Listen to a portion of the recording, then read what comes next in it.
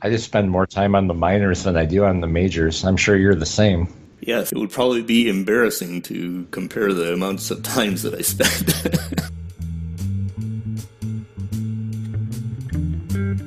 Welcome to Dorks Being Dorks, a Brewster Baseball Association podcast where we talk about out-of-the-park baseball and how it works in the Brewster Baseball Association. I'm Ron Collins, General Manager of the Yellow Springs 9, and today I've got the Commissioner, Matt Rectenwald, with me, and we're going to have just a spectacular time talking a little bit about something I think Matt knows an awful lot about, and that is managing minor leagues. Really glad to have you here, Matt. Thanks so much for giving me your time today and being patient while I worked out my stupid little speaker problem. Yeah. Thanks for having me, Ron.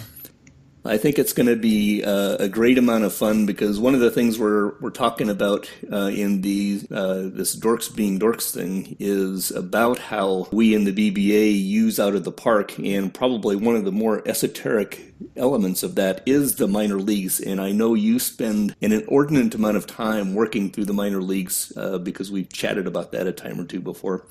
I happen to do that quite a bit myself, but I'm really interested in hearing your point of view on just how do you view your minors, why are they important, how are they important to you as the Las Vegas general manager, just what are your thoughts?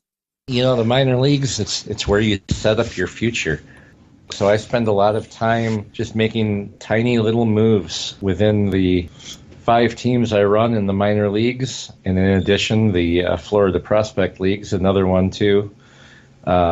Getting these guys ready for a future role in the major leagues. Yeah, I think that's actually interesting. It's the first time I've heard you mention a phrase that really works for me. A lot of times people talk about how many leagues they're in, how many teams they run, and so forth. And I always kind of boggle at that myself because I look at running a single team in the BBA as if I'm running at least 6 teams. Right. And so I think that's, my brain gets overloaded in working with more than one league at a time, it seems like. And so when you said you're running 5 teams, I went, yes, that really works for me. Exactly. There's just so much immersion in the one league. I've been a guy who's been in multiple leagues before, and I made it work, but I don't see how you can enjoy the full experience as well as you can just by simply managing your one organization, which is a multitude of leagues. And, beyond that, we've got 3 feeder leagues that need to be paid attention to as well in the grand scheme of things. So there's plenty of things to spread your interest in this league. You mentioned feeder leagues. That's actually something that I don't spend nearly as much time as I would like to on. Obviously you do because you get into doing custom AMIs and things like that. How much of your time beyond doing the commissioner aspect of the feeder leagues do you spend looking at the colleges and high school kids coming up? It's not nearly as much. I'll take a cursory glance at them at the beginning of the season, and then at the end of their season as we're starting to draft is when I start to get into it a little bit more. I'm looking at stats at that point because statistics do play a role in the way I draft, particularly in the way that I promote and demote within my minor league system. One of the things I was thinking about in the process of thinking about this podcast, and it actually struck me, I was kind of looking through the minor leagues of the Brewster Baseball Association, and it almost felt like I could get a flavor for the way that some of the teams' general managers actually work by looking at their minor leagues, right? Almost a brand of their teams who are deep in what I'll call the kind of middling prospects teams that essentially have nothing, but they're focused on leveraging their minor leagues to trade into their majors. Oftentimes teams that have been drafting at the high end of the range have a collection of really superstar kind of prospects, but not a lot in the middle. I'm interested in your reaction when I say something like the minor leagues are kind of like the nexus of the team's brand. What do you think about that? That's kind of spot on, and I've noticed that too myself. There's some folks who you have teams who do trade a lot out of their minors, so there's not much depth there. You also have teams who have had either extended runs of success or extended runs of not so much success. And you can kind of look at their minor league systems and see some of the seeds for that. So I understand where you're going with that. And it's kind of a chicken and the egg kind of question, too, because one of the things I like to say a lot is it doesn't matter what plan you have as long as you have a plan, right? And right. So if a team is barren in their minor leagues, but it's because their plan is to leverage every resource they have into their majors, that's not a negative, that's the plan, right? If a team is barren in the minor leagues because they've been drafting in the minors and they just had horrible development luck, then that's a different flavor. Right. And I like your entryway into the conversation about the minor leagues being where it all kind of sits. To me, pulling out of the BBA and out of the park just a little bit, for me, the idea of managing your minors is kind of the whole purpose of out of the park. There's a lot of places you can go to buy a baseball sim and run a baseball game, right? But out of the park, the thing that has always raised out of the park to me is this depth of organization and the ability to be a general manager of a full baseball organization rather than it being, in quotes, just a baseball sim. It is a sports management sim that is very deep in its fundamental baseball nature. Absolutely. You heard me say it on the forums on New Year's Day. This is not a outcome simulation. It's a problem-solving simulation. And I love that, by the way. My big league team has encountered lots and lots of problems over the last however many years. The key to my sustained success has been the ability to anticipate these problems may arise and have a solution in place. And that's where the minor league system comes into play. Let's talk about those solutions a little bit. I apologize. I'm in the middle of eating my lunch here, too, so all right.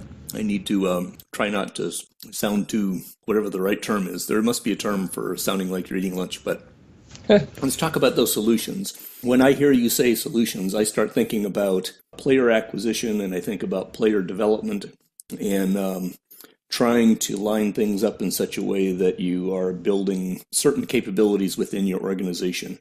How do you think about that problem-solving aspect? How do you look at Las Vegas right now, for example, and look ahead and start to work toward perceived problems, solving perceived problems?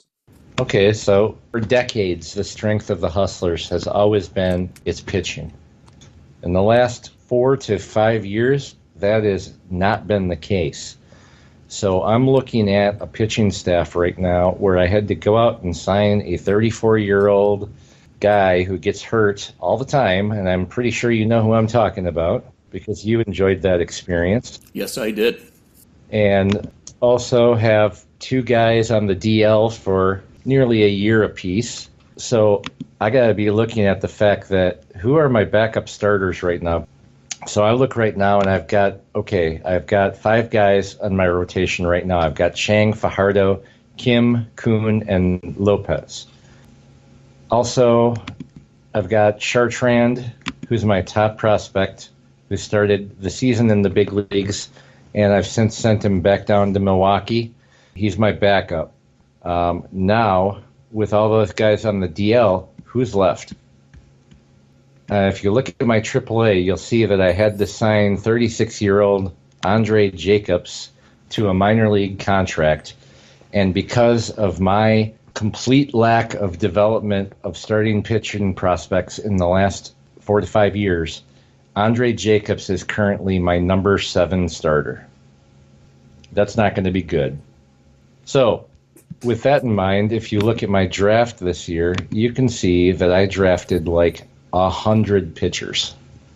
So I saw a deficiency. I've also, it's like Moneyball and all these things. You have to find the deficiency that's undervalued and try to locate it. So at this point, starting pitching depth has been something I've been looking for. Got lots and lots of relief pitchers, and I think that's probably the case around the league right now.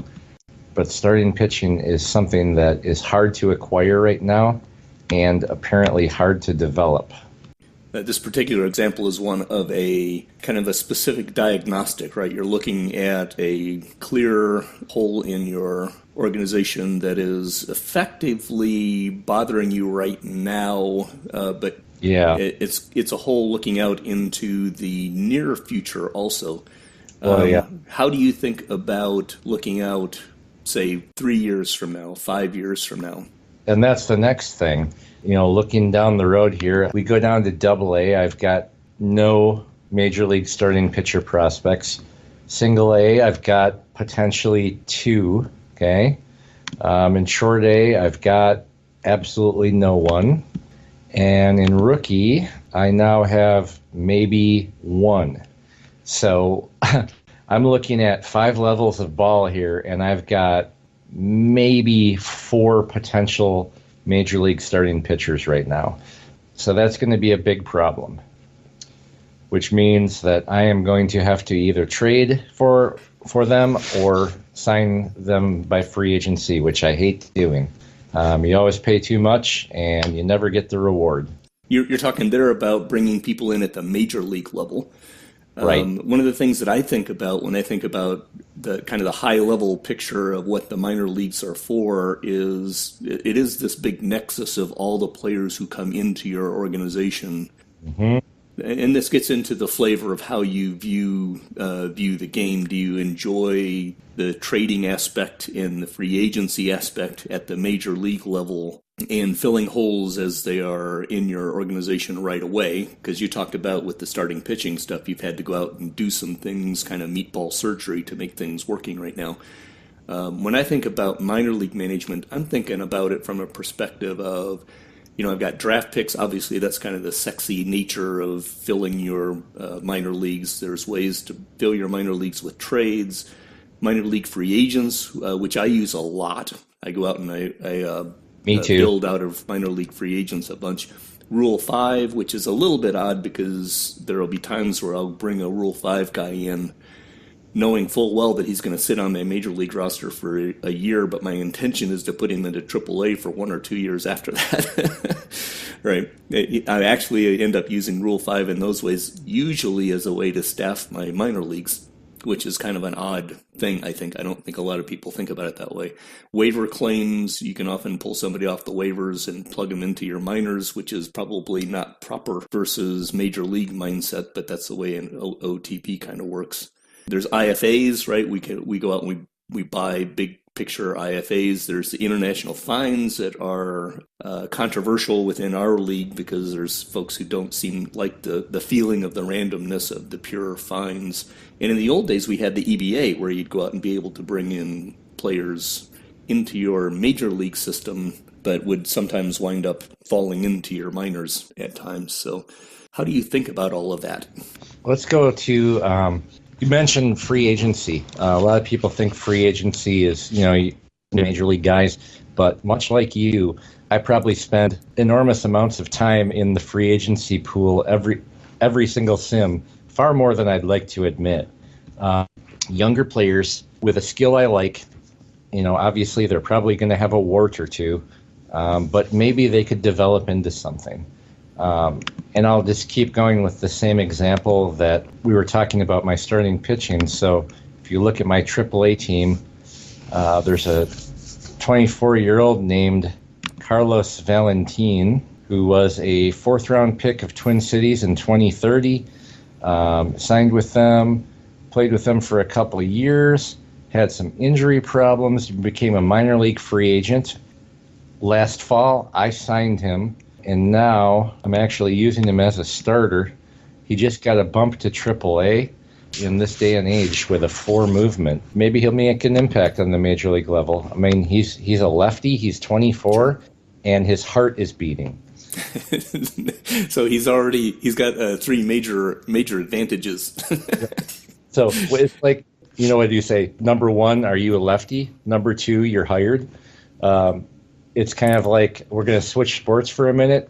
The Packers' new hire of Matt LaFleur as their head coach. Mm-hmm. It's like, do you know Sean McVay? Yes? Okay, you're hired. Yeah, Yeah, and I think it's interesting to look at organizations and see at the major league level where their players have come from. And Yes. you're looking at your own organization. My rookie pitcher, Ernesto Ramos, came to me as a minor league free agent back in 2032. He was not a 12-6-8 talent starter when I signed him, but over a period of time of developing him, and we'll talk a little bit about that because I'm interested in how you view actually developing players you bring in. He became Ernesto Ramos through the process of development, but he would never have become Ernesto Ramos if I had not come out back in 2032 and signed him to a minor league contract. And I've got like 3 pitchers on my roster right now, which may say something about how poor we're doing in certain ways that have come from the minor league contract free agency system. But looking at it, I've got another who came through a trade. I've got 3 guys that I drafted. Vicente Ventura came as a trade out of, I think, your minor league system at the time. He was on my 40 man, but yeah, he was through my system. Yep. And 2 IFAs and a international find. Those are looking at the composition of my pitching staff. What you find is really only about 4 out of the 13 or 12 guys I've got up right now came out of my own draft. 1 or 2 out of a trade. So over half of my current pitching staff, which is not performing as well as I would like it to, but should be performing better, came out of sources that are not kind of the classic. Mine's kind of similar. In the past, I've had a lot more minor league free agent signings, like we were just talking about. In this scenario, Joey Flannery, who's a relief pitcher who's not doing that well, was a minor league free agent signing. Mm-hmm. And Salvarani was originally a minor league free agent signing. I've got Chang, who's an IFA. Fajardo, who's a true free agent signing. Chin Kim was a scouting discovery, so was Hao Kun. Lopez was a number 1 pick. Akahori was a number 1 pick. Agate Balloon, IFA. Garcia was a 3rd-round pick. Tony Medine was a trade. Huber was a number 1 pick. Hank Brewer was a trade. Robinson Lopez was actually a minor league signing. And as far as backup catchers go, that guy has shown me something the last couple of years. Mm-hmm. Koros was a trade. Ritter was an IFA signing way back in 2021. Benitez was a trade. Karlamov actually was a minor league signing, believe it or not, this year. So there's one. Baca was a trade. Cruz was a trade. Rodriguez was a scouting discovery. He's the only one that I have on my roster. Mm-hmm. Bender, 8th-round pick. Rechtenberg was a trade. Gill was a trade. Sweet World, number 1 pick. And Gomez was a trade. And Harsnet was an actual free agent signing. So, I only have the 2 real big free agent signings, and then it's just kind of a mix of all the different routes you can get players from. Right. So let me ask, in the context of an out-of-the-park season, right, from January through December, how often are you spending time looking for minor league free agents or waiver claims off into the minors, or how often do you dig into your international complex and push them into the rest of your organization? What is your standard cycle of managing your minors, I guess, is the... Every single sim. Every sim. So what do you do when you sit down? So I got my game open right now, and here's what I do after each sim. First thing I do is I look and see, okay, so who got hurt this time? All right, so it's nothing. And I go to my disabled list and I say, who can come off? The next thing I do is I look at my overview. I check my schedule for the next 7 days to see if I have any off days in which I might be able to switch my rotation to a 4-man instead of a 5-man. And then I make any quick moves as far as promotions and demotions to the major league team, fix lineups and the staff. Okay, that's all the time I spend on my big league team. The rest of this is all minor leagues. So then I go to the minor leagues. I check every team, see if they're injured. Then I'll click over to show statistics in my minor league screen, and I'm looking for really bad cumulative performances and really good. I'm looking at my top prospects to see if I can move them up or down. The big thing that I do each sim in my minors is if I've got guys who I think can be multi-positional in the future, I am constantly trying to teach them new positions. So I'm literally doing promotes and demotes between all 5 of my clubs every sim. I'm holding some guys in DFA every sim just to cover for injuries because I want full rosters in my minors. I'm checking the rotations, I'm checking the lineups, and then I'll go into the waiver wire, see if there's anybody worthwhile in there. Then I'll go to the free agents, and I just do a quick filter, and I'll share it with anyone. I do age 24 or younger, and I'll just shoot for potentials, and I'll maybe plug in a couple numbers I'm looking for. As far as the international complex in my system, I don't push that too much. I will check it at the beginning of the year, at the All-Star break, and then at the end of the year. Basically, I'm looking at my top prospects. I don't want to rush them, but I don't want them to sit and flame out either. If you take, for example, Antonio Ruiz, who is my top prospect, he's an 8.9, 6.39 potential. He's up to 4.6113. So now I have to start thinking about whether or not I want to move him up to rookie ball and let him take his lumps. So that's it. It's literally 5 minutes on my majors and an hour on my minors every sim. That's probably about a reasonable characterization of my time split, but that would be like the day of the sim.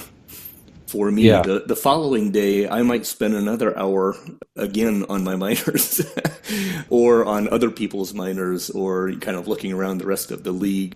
The one thing that I would throw on for the way that I end up looking at my international complex, I'm with you. I like having full rosters, but I often find that in going out to get minor league free agents for my rookie league, whenever I end up having holes in the rookie league, I sometimes can't find players who will actually help me.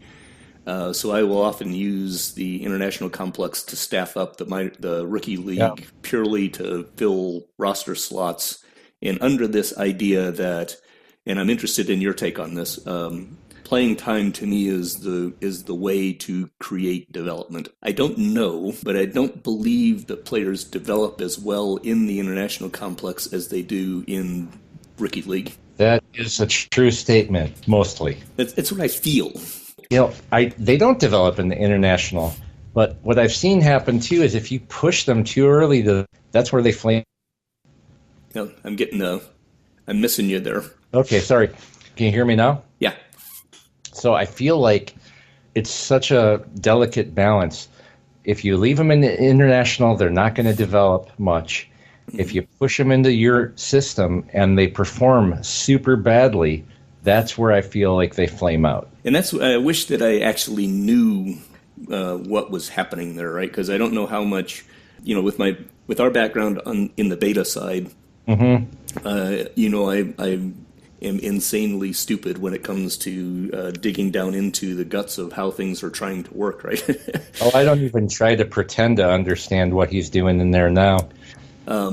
So I can't tell whether what you've just said is absolutely true or whether it's just a mere fact that most of the IC guys are 16 and 17 years old, and so the development engine for those 16 and 17-year-olds are whatever they are, right? I think what I'd say, too, is to people who poo-poo the international guys and the IFA signings as being flameouts, I feel like that mirrors reality, almost 100%.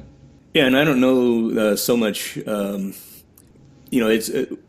end up having our cake and eating it too in a lot of ways. Because some people will say, "Well, they just flame out all the time." But then I had a very controversial trade where I took Juan Lopez, who was an international 5-star guy in the complex at the time, and on the one hand, people want to say, well, they flame out all the time, but then when a guy like me gets a 5-star in that range, everyone wants to yell and scream, oh, he's got a 5-star. I knew when I took Juan Lopez that he had only about a 20 or 30% chance of yielding, which is why I wouldn't pay as much. If Juan Lopez was a 5-star in AA at the time and was 19 and was somewhat developed, then everyone would have been justified in yelling and screaming and saying, oh, you got too much of a good deal.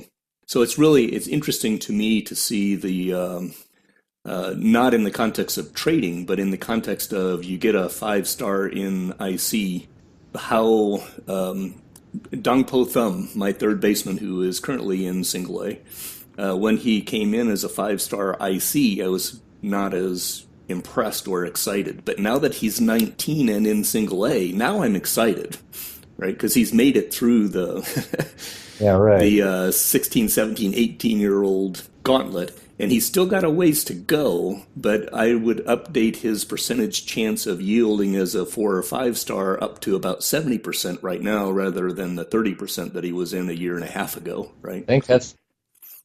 I'm sorry, I can't hear you again. Them through rookie and short A, and they get to a full season team. That's like a magic line. When you can get to a full season minor league team, you've got a pretty good chance of making it. You've got a pretty good chance of retaining everything, which is why some people promote slowly, some people promote quickly through the minors. I will promote as quickly as possible to Class A ball, and then after that, it's based on it's just based on the player earning it with his performance. But I'll be super aggressive promoting people to full season. Like this year, I had guys playing. I wanted them to play full season. They may or may not have been ready for it, but I wanted them to play. And now that the short A season is opening this next sim, I'll kick them back down there for a minute. I don't mind kicking guys back down to jumpstart their development. That may be something that's in my head too, that it works, but I know it does because it's worked for a lot of players for me in the past. I mean, my take on that is that I don't worry so much about level as playing time, but mostly, I guess that's a question.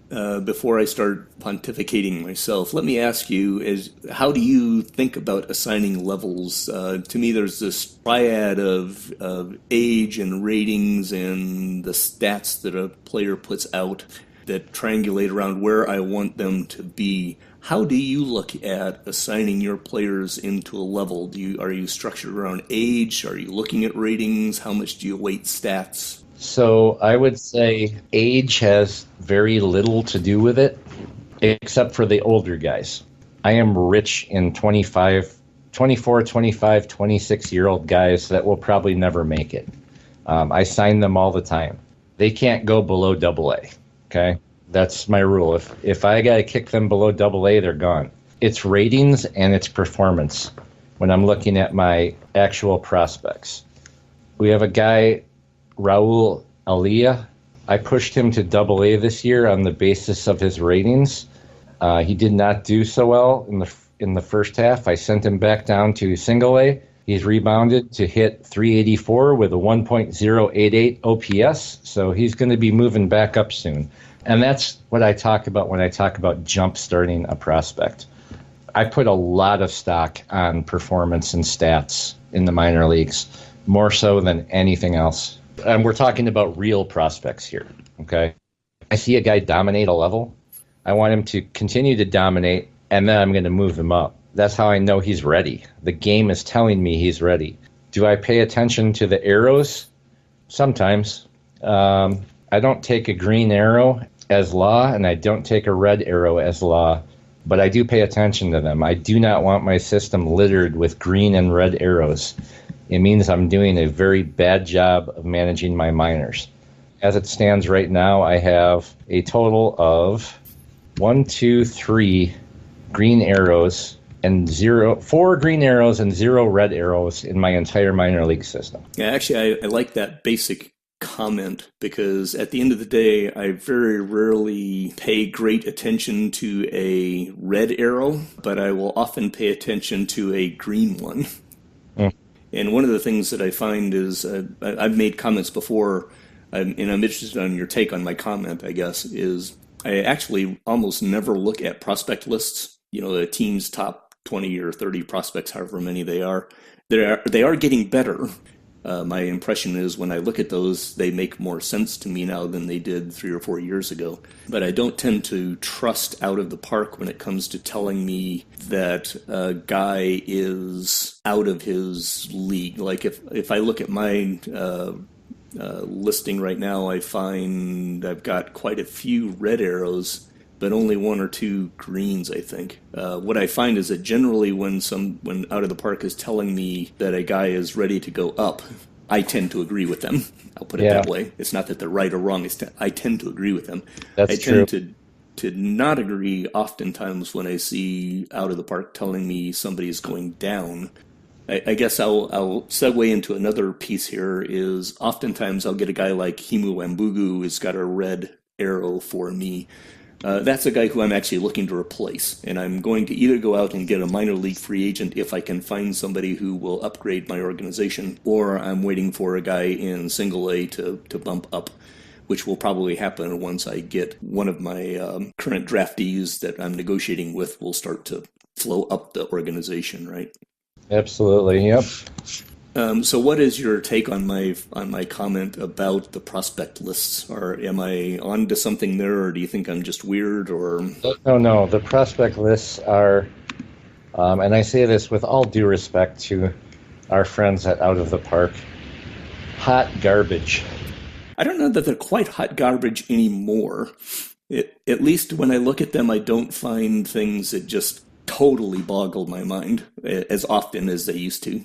They still do for me. I mean, for me, I have one player in the top 100 prospects in the league, right? Alvin Chartrand. He is not in my top 30 prospects.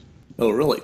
The guy I just drafted, Marvin Atkinson, in the second round, who's a 5-star reliever, he's my number 19 prospect. The following knuckleheads are ahead of him. Jeffrey Tran, a 26-year-old pitcher with a 3 control potential. Ryan Precht Spichter, a 25-year-old journeyman with a 4 movement. Leo Minter, a 6'5" starting pitcher at age 25. I can keep going. Oh, Chartrand is on there, by the way. He reappeared. So I think a lot of us complained about there being too many relievers on this list a while ago, and now there's like none. Any jabroni starting pitcher will be on your top prospect list. Yeah, I see that. I'm looking at mine now. I take it back. I agree with you. Yeah, it's hot garbage. So I was actually going to start making up some kind of a formula to make our own prospect lists. I used to do that all the time. Tyler Simmons actually does that in his league because he agrees that the prospect list is hot garbage. So I got to remember to throw that into the suggestions thread and Out of the Park, which I'm going to do right now as we speak. No, I used to do that in one of my earlier leagues and publish it to the whole league. And at least we had lists that made more sense. But of course, they were based on my take of things. And so you'd have to agree that my take of things were the right take. And that's why I like the conversation about the arrows and the green and the red. I tend to agree with the green arrows. I tend to disagree with the red arrows, but that's my take on things. Let me ask you a question on player development, and this is around the BBA in particular, right? Our random talent change level is set at a kind of a moderate high. It's above average, right? It's above 100 or whatever that level is. It's actually, so talent change randomness is 110. And I think normal is 100, so we're a little higher than the average. I've always been interested in that. Is that something that we've just always had that way? Or No, those numbers, between that and the aging and development speed, these numbers are based off a couple of different folks from the forums who have done years and years of research on this. And I think our randomness is pretty good, actually. I think the flameouts are happening in the low minors where they should. Our development speed curve is probably right where I want it. Our aging speed has gotten significantly better over the last 10 to 15 seasons. So I'm pretty happy with it. The only issue with like all these modifiers and everything is every time a new version comes out, there's opportunity for some fluctuation. So we have to keep taking a look at it all the time. And I think that's actually makes the game, the metagame aspect of it interesting, right? It's frustrating for people who don't want to get into the metagame aspect of it, but the idea that every time a new version comes out, that things tweak and change a little bit is interesting in itself. I don't think that it is as big as a lot of people tend to make it. No, it's not. And it's also realistic. Things are tweaking and changing all the time. Let's look at the infield shift movement in the major leagues. Right. You got old crusty guys like Ron Gardenhire who say it needs to be banned. And then you got guys like David Stearns who say it's part of the game's evolution. These things come and go.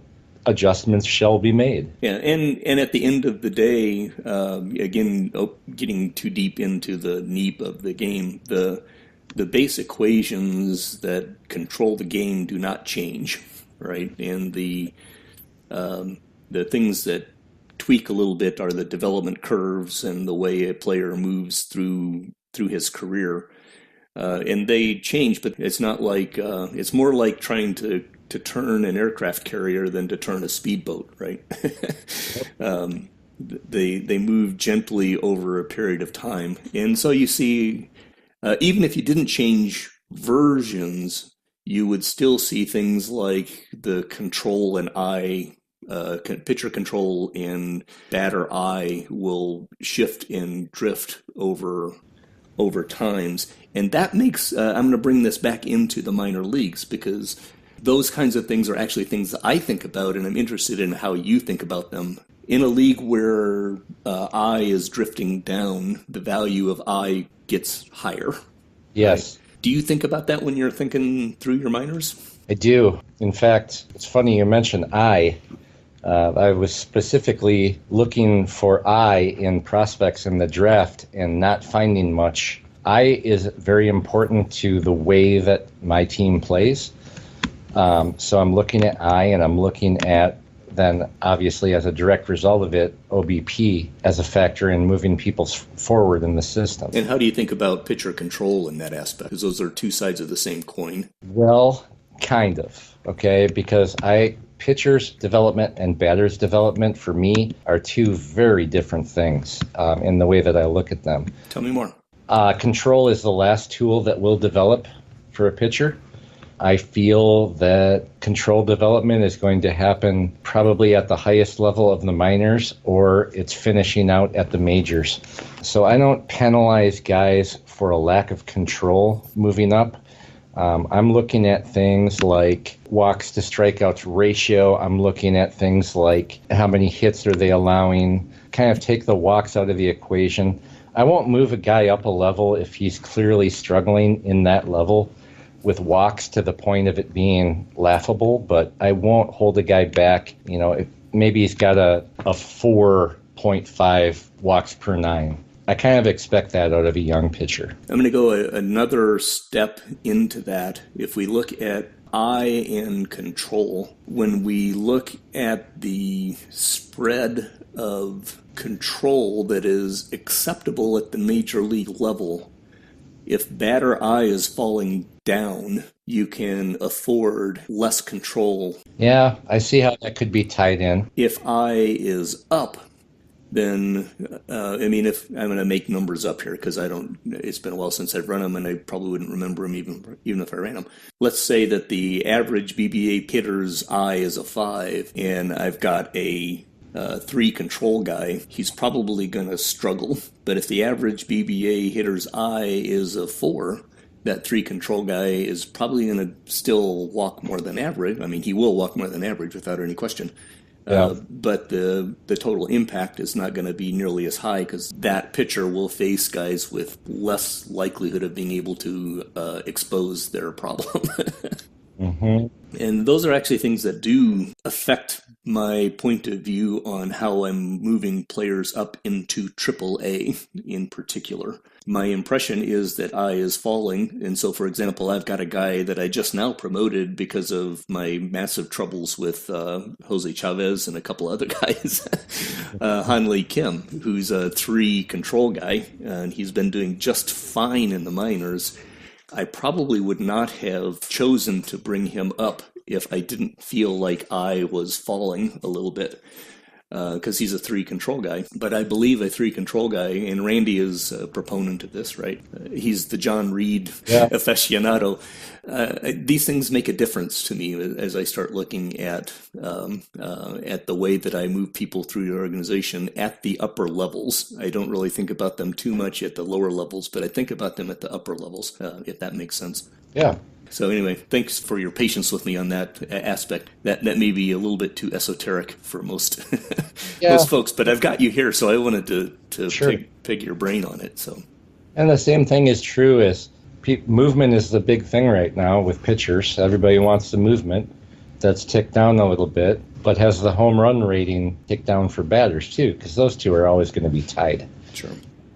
So same theory. Yeah, definitely same theory. In at the end of the day, the 3 true outcomes, right? Strikeouts, walks, and home runs are obviously pitted 1-to-1 against each other when it comes to the batter and the pitcher. So anyway, let me ask you one or two more things about promotions in particular. You talked about being very heavy on stats when it comes to promotion. What I heard you say, and what I want to confirm, I guess, you will sometimes promote for ratings, but if those promotions don't result in stats, you will kick them back down until such a time as the stats start to come back up. Absolutely. Okay, because that fits with the way I kind of do things too.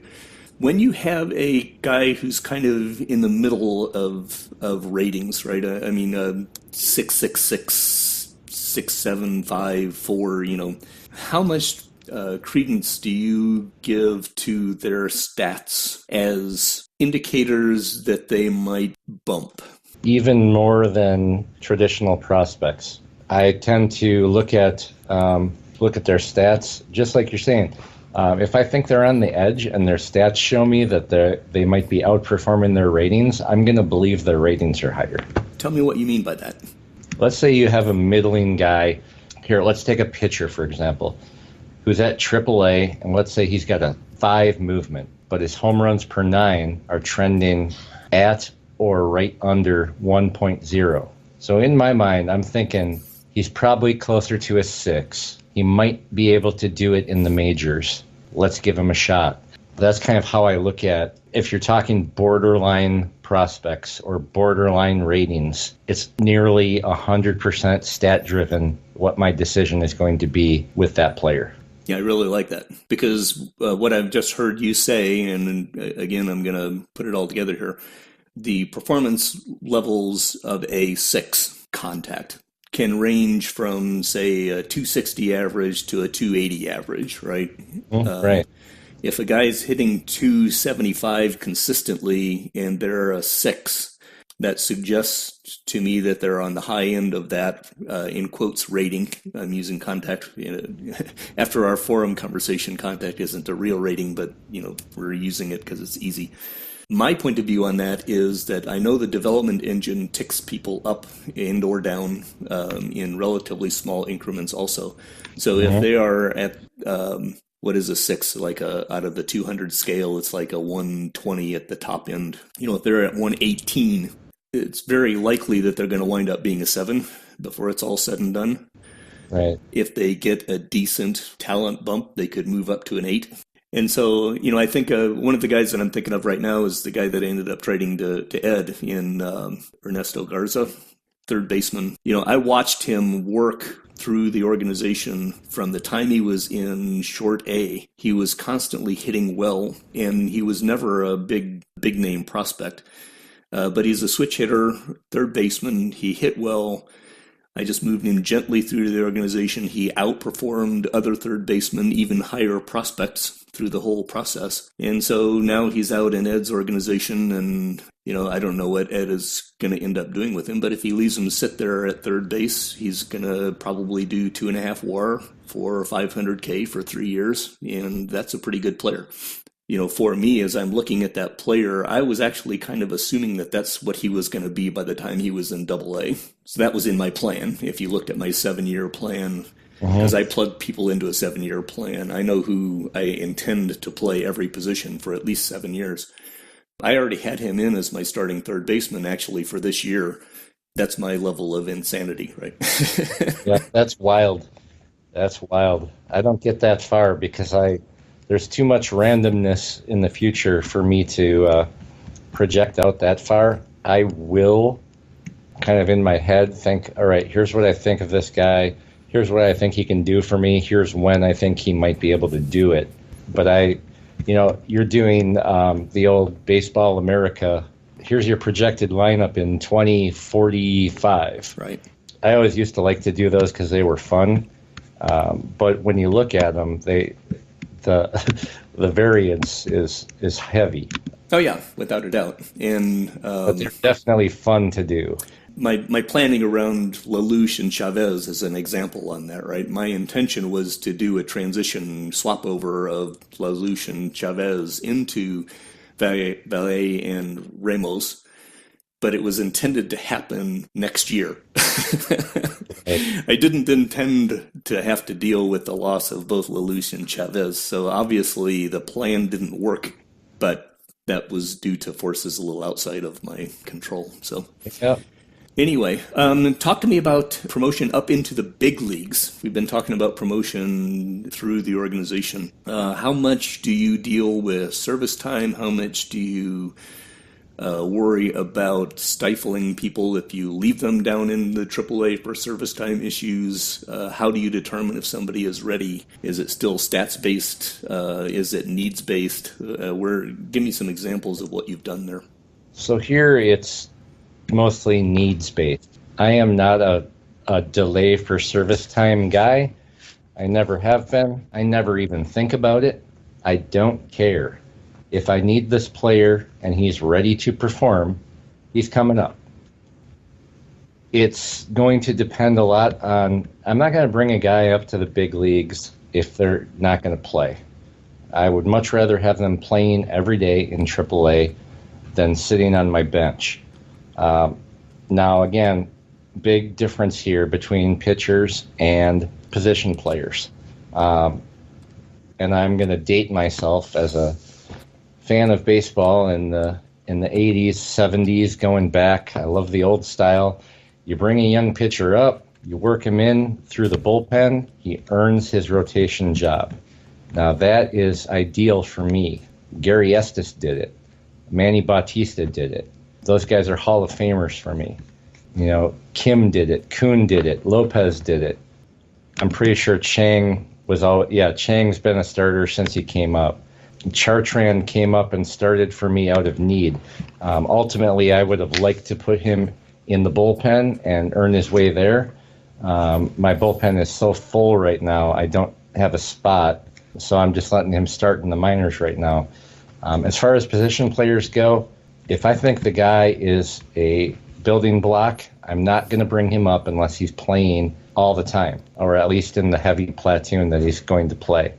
If I think he may be a bench or a complementary player and he can help me right now or fill a deficit, I'll bring him up as soon as I can. A lot of it, now we're getting into 40-man roster management and all of that.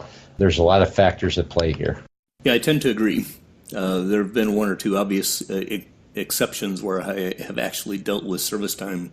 But as a general rule, especially I think one of the things that I'll latch onto you for is Vegas is a team that is consistently competing. And so you are kind of a program in my mind, right? You have an organization that wins a lot, is constantly churning players up and in, and so I liked hearing you talk about it's more about need, right? You're trying to fill a position to keep the wheels on your juggernaut before it's all said and done. And maybe the word juggernaut right this minute is not quite where Vegas is at, but over the big picture, Vegas is like the poster child for successful organizations. I think that the time that you really want to think about service time is when you are a middling team on its way up. Because there are occasions where I'll see players come up into the big leagues and I look at it and I go, if you would have just waited like 3 months, your organization would be in so much better situation. Yeah. And it's because you're not going to win yet, right? Mm-hmm. There's these very small windows where I think service time actually makes a difference. But for the most part, if somebody is leaving a guy in the minors for a full year, then I worry that they're losing opportunity with that player. If they're leaving in the minors for a month or 3, then I don't think they're causing that player any damage. I actually worry that if they stay in the minors for a year extra for service time purposes, you might actually be damaging them. Yeah, I worry about that too. Which is bothering, and quite honestly, I'm saying that without knowledge about whether that would actually damage the player or not. But I worry about it, right? Mm-hmm. How do you decide that a guy is ready to move from the bullpen into the starter role? Right? You're talking about a young guy. You like to bring them in, have them do their bullpen time. What is it that makes you decide that they're ready to start? It's numbers again. Like I said earlier, I'm looking at control, finishing off at the majors, looking at their pitches. Look at the numbers and see, do they look like they're ready for it? Then do I have a need for it? I go as far as to try to schedule my young pitchers' starts in situations where I believe they'll be most successful. So I'm looking at who I'm playing and what park I'm playing in. I want their first starts in the majors to be highly successful. Again, there's no logical basis in this. Maybe I'm making it up in my mind that I feel like a good first start helps their psyche. But yeah, I want the numbers to tell me a story here. The question of how much is real and how much is in your head and how much is just fun, I think is a big piece of this. I absolutely love the feel of watching these guys move through the organization. I'm doing a little set of features inside my team news on organizational depth where I talk about lots of individual players and where they've been and so forth. It makes me feel like I'm managing a baseball organization as I work through these players. I will draft players sometimes specifically just because I'm interested in making a story about them in my head. It's just an element of joy that comes into playing the game for me. And so I guess I'm interested in picking your brain around that aspect where you're talking about you don't know whether it's real or not, but you like it. Does that conversation resonate with you? Yeah, it does. Whether or not it's real or not, are you enjoying it? Here's the way I look at these sim games. Obviously we all know it's not quote unquote real, but it is real. If it feels real to you and you're enjoying it, then it's real. That's just, that's what I think. So for me, I'm trying to create a successful first game experience for a starting pitcher. I know it's not real, but it's real to me. So it's become real. One of the conversations we had in the early days of some of our podcasts where, somebody saying it's fake baseball and it's, there's nothing fake about it. Yep. I just think these are just spectacular fun, and I appreciate you spending the time talking to me about the way you think about minor leagues because you're one of the people who I look up to when it comes to the way you go about doing your work. So thanks. Do you have anything else that you'd like to add in before we close this one out? No, just you guys, minor leagues pay, man. Take a little bit of time. You don't need to take as much time as some of us do, but take a little time. Make sure you're managing it, especially if you're a team that needs to progress into the contention stage. That's where your money is going to be made. That's where your bread's going to be buttered. The Brewster Baseball Association is an out-of-the-park baseball league commissionered by Mr. America himself, Matt Rectenwald, and competed in by an amazing group of outstanding general managers. Check us out at montybrewster.net. You have been listening to Dorks Being Dorks, a podcast where we put BBA GMs together to talk about out of the park and how it works in the BBA. Music is Some of My Fears by Daisy May and is used under a Creative Commons Attribution license. I have lost everything. Just like the bucks are dead on the ring. The cross is twisted, the stars that will shine.